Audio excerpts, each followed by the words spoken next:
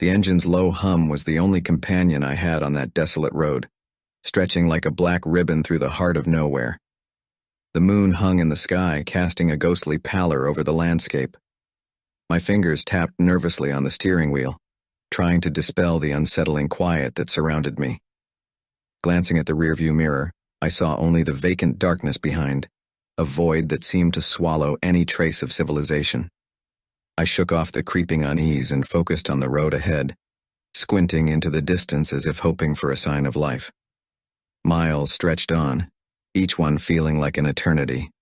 The rhythmic thump of the tires against the asphalt seemed to sync with my heartbeat, amplifying the solitude of the night.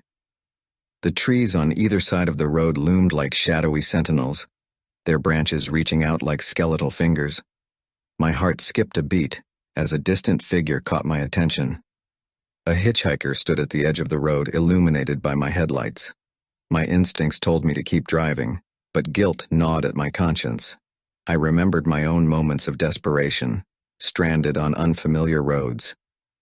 Reluctantly, I eased my foot off the gas, letting the car slow down as I approached the hitchhiker. Their face was obscured by the hood of their jacket, but their presence radiated an eerie aura.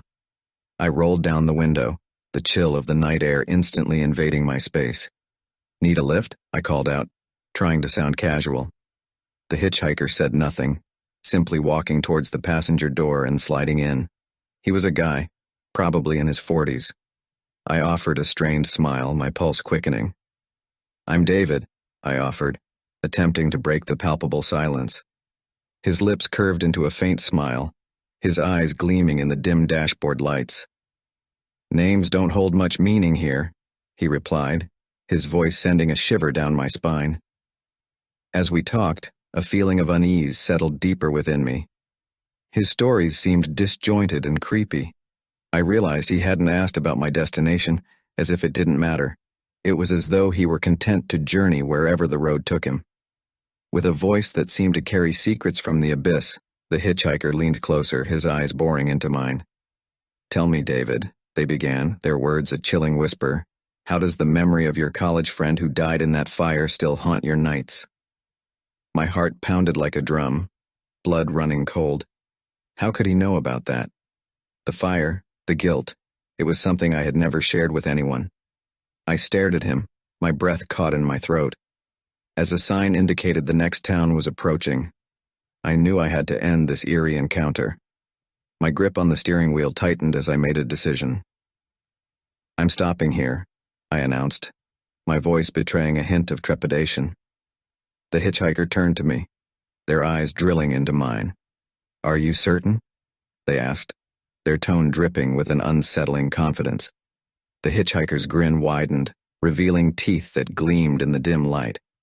"As you wish," he replied, their tone dripping with a mix of amusement and something far more sinister. I watched as he stepped out of the car, his form gradually disappearing into the shadows. Slamming my foot on the gas, I sped away, my heart racing as I left that encounter behind. Pulling into a brightly lit gas station at the edge of the next town, I stumbled out of the car. I leaned against the cold metal, trying to steady my trembling legs. Glancing back at the road, I saw nothing but emptiness. The hitchhiker vanished without a trace. Had it all been a figment of my imagination? Or had I ventured into the realm of something inexplicable, something beyond the veil of reality? The wind whispered through the trees, carrying a haunting chill. I shivered, my gaze fixed on the dark road stretching into the distance. It was a reminder that some paths we take lead to places far stranger and more unsettling than we can ever imagine, and once trodden, they leave an indelible mark on our souls.